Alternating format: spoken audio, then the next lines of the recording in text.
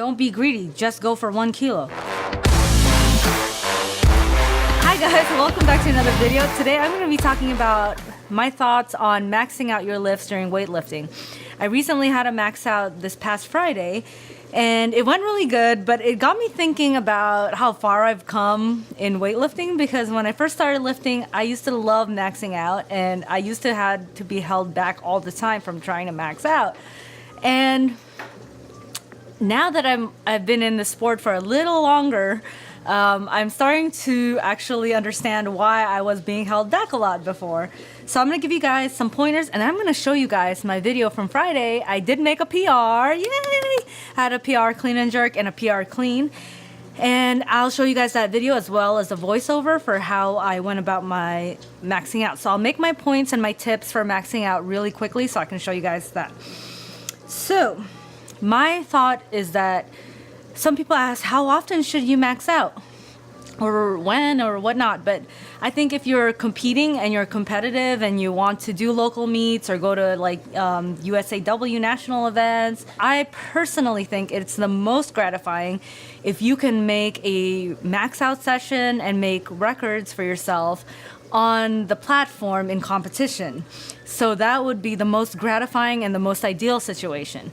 Training PRs are good too, but in competition, you're like weighed in and you know exactly how much you weighed when you made that lift, and it's amazing. It's, you know, you're peaking for it. Usually you're preparing, you know, mentally and nutritionally and also in training for that meet or that, you know, that competition. So that is actually the most ideal time to have a PR, and it's really sweet, and you'll be in a singlet and you'll have an audience, and it's just the most gratifying. That has not happened to me yet, but maybe one day. I've read a few articles online, and different coaches have different thoughts on when to max out or how heavy you should be training during your cycle. All the time, like training 90% and above, like multiple times during the week versus 60 to 70% of your 1 rep max for most of the week, and then only maxing out like every few months. So depending on the cycle, and a lot of it too depends on if you're a beginner versus intermediate lifter versus a master's, versus if you have a physical condition or an injury, or if you're like pregnant or something. So if you're a beginner and you're not really lifting that much weight, then it's not really that taxing to max out. So you'll find that if you're a beginner, you'll probably be able to max out every week because your body isn't really getting torn up every time that you try to lift maximal weight. As you move into being more intermediate and lifting really heavy weight, your body isn't really going to be able to make max lifts or PRs every single week. Now there is a difference between making a max for the day and also a max out to try to make a PR. So I'm talking about like trying to get a PR and break your personal record. And so I don't think you'll be able to do that every single week, but definitely a planned max out every few cycles would be great. And also maxing out or making a day max in the gym helps you prepare for the mental aspect for when you're out in competition. So again, I'm talking about maxing out the actual Olympic weightlifting, Olympic style weightlifting lifts, not like squats or jerk by itself or anything like that. I'm just strictly talking about snatch and clean and jerk max out. If you are a master's lifter and you're, you know, the more you age, the less you're able to recover and the less you're probably training, because it's not recommended for master's lifter to actually be training like 5 to 6 times a week. So you probably don't want to max out as often because you're more concerned about injury prevention rather than making PRs. But if you're a competitive master's lifters, then you'll be on a cycle and have a coach and all that. So make sure you follow that programming for when to actually max out. So if you're pregnant, don't max out. I don't know if that's obvious enough or not. But if you're pregnant, you should definitely keep lifting weights, but do not try to max out. You have relaxin when you're pregnant, and so you're a higher risk for getting injured when you're pregnant. So just don't even go there. Okay, flexible. So here are my tips. Number 1 is be flexible. Sometimes you might schedule a max out day and you just don't, your body just says no, and you just Maybe you're like me and you have a family and you have a full-time job, and sometimes you didn't get a good night's rest, or you had a really busy day at work and you're just exhausted and it's just not your day. And sometimes you just have to be real with yourself, and maybe you're not going to get a PR that night, or maybe you will. But just be flexible with and be kind to yourself. Number 2 is to warm up properly. I mean, you should be warming up properly for every single workout. But so keep your warm up the same, even if it's a max out. Don't do anything funky or different, and make sure you get a nice gloss of a sweat going on before you start making moves with the weights. Number 3 is to be realistic with your numbers that you're trying to hit. I mean, I would love to clean and jerk 91 kilos last Friday, but my previous clean and jerk PR was 81 kilos, so I'm not going to write down that, maybe I'll hit 91 or 95 on Friday. So just be realistic. I was more going for like maybe 83 or 85 was my eventual goal. Tip number 4 is to write down your numbers in a notebook and have a plan. I didn't do this before, and it really can bite you in the butt when you're actually doing the workout and make you freak out. You should do this in competition as well as in the gym. So you should write everything down beforehand, because your eventual goal is to hit 1 kilo above your previous PR. This is another tip for later, but don't match your actual PR number. You want to go 1 kilo above it. And so you want to write down your number and be strategic. Some people go by percentages, so they'll do starting their warm-ups at 30% and then all the way up to 90, 93, 96, or 97, maybe 101% for their PR attempt. But definitely have a plan, write down the numbers, like how many times you're going to attempt the bar and all the reps that you're going to take. So you're going to want to take more reps at a lower weight. And once you start creeping up, maybe 85% and above, you probably just want to take 1, maybe 2 max reps at those weights, and then start, inching up to your actual goal weight. And which brings me to tip number 5, which is don't get greedy. Just go 1 kilo above your previous PR, so you're ensured your 1 PR for the day. And then you can move on if you want to add, if you've been not missing lifts and you want to add more from there. Number 6, I already mentioned, don't repeat a previous PR number. So if my previous snatch PR was 65 kilos, I do not want to hit that number. I want to go 60, 63, 66.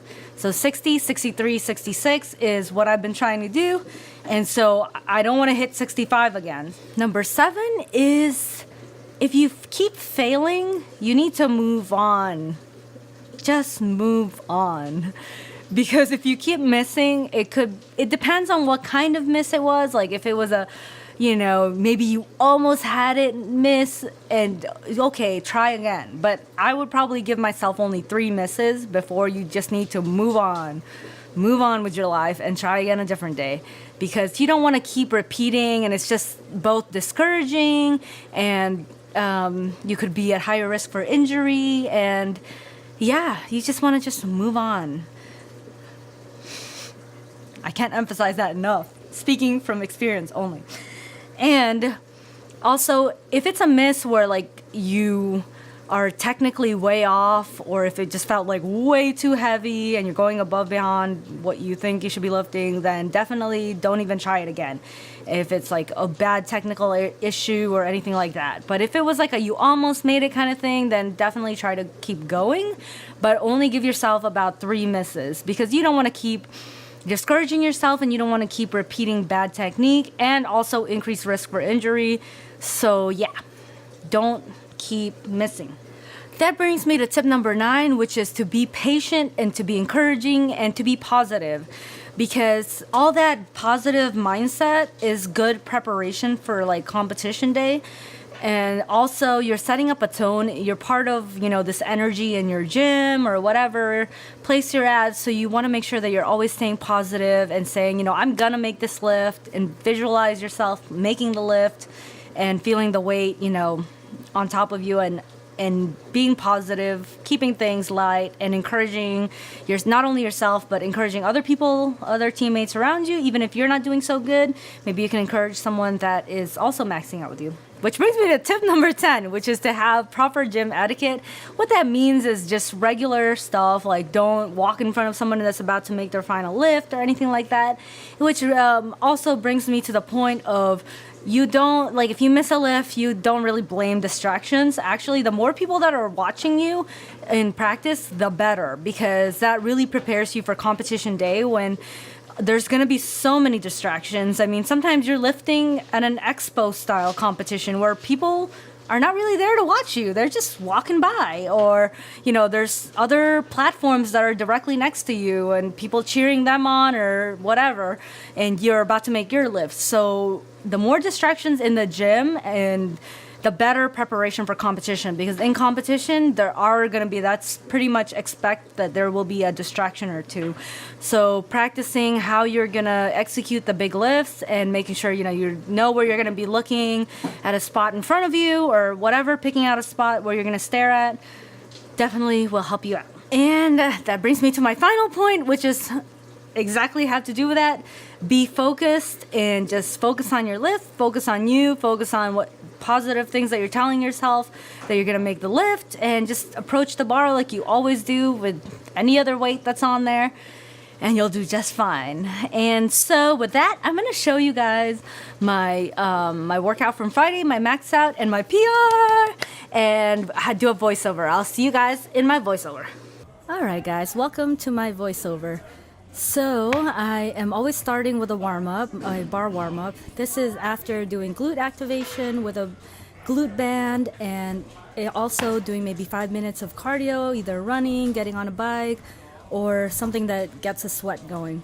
And then the bar warm-up is pretty routine for me. I spend about maybe 8 to 10 minutes just really getting comfortable with the bar and warming up my joints. And this is a press.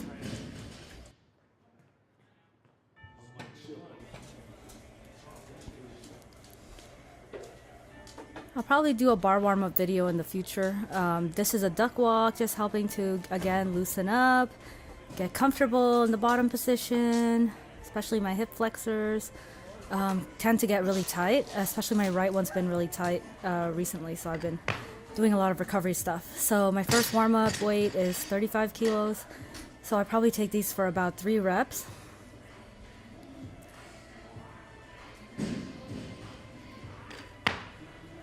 I don't actually know how much I weigh right now. I haven't weighed myself since my last competition, but I've been trying to eat pretty good. I haven't been super strict with tracking my macros, but I'm gonna start getting back into tracking pretty strictly to prepare for my next competition.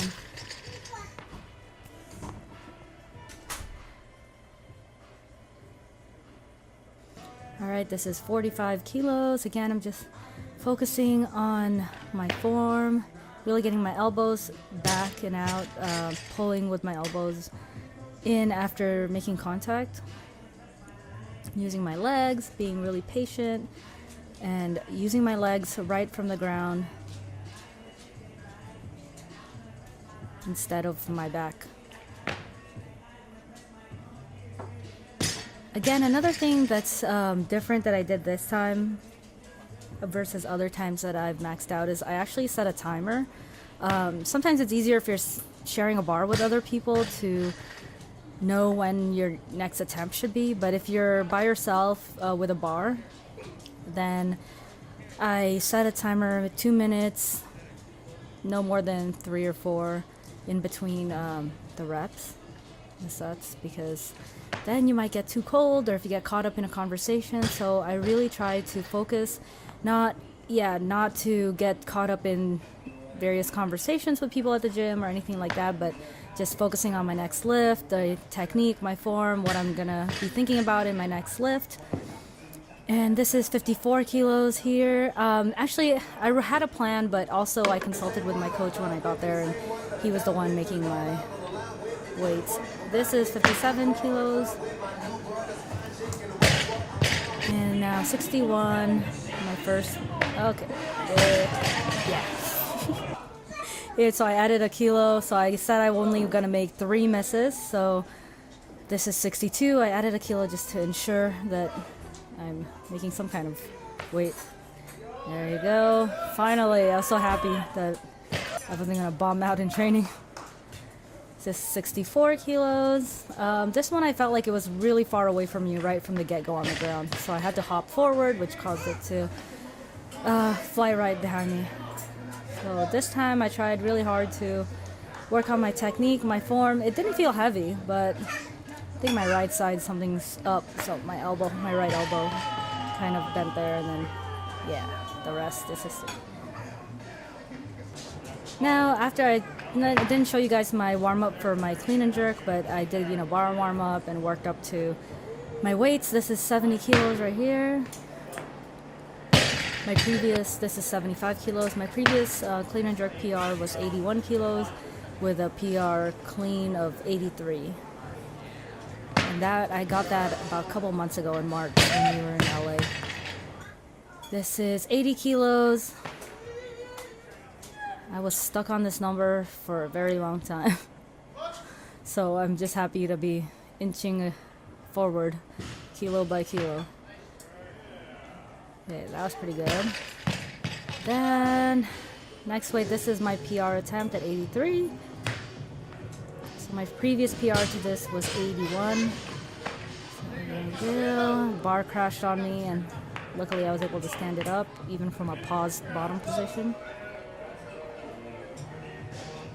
And that's my PR, clean and jerk. My right side of my body is not amazing right now, so I just deal with it. So I was really happy to be able to load 85 on the bar. So at this point, I hadn't made any misses yet, and I was just excited to even get a chance to attempt 85 kilos, and I was so excited and so happy. So I just approached it. I was really confident just because I was feeling super strong with my clean and jerks. And then it crashed on me, about 4 inches of it falling on top of me. And I was still able to stand it up, so I'm pretty happy about that. And the jerk. Oh no, oh. Yeah, so I've been also trying the new jerk technique. I widened my grip after my clean with my jerk, so that actually has been helping me feel super strong. Alright guys, I'll see you in my outro. If you guys like this video, make sure you give it a thumbs up, subscribe to my channel, make sure that you hit the notification button so you know and get alerted when a new video comes out. And thank you guys so much for watching. Oh, leave comments down below if you have any other comments, or if you want to add to my tips if you're a more seasoned weightlifter, or any other comments. And yeah, thank you guys. Bye.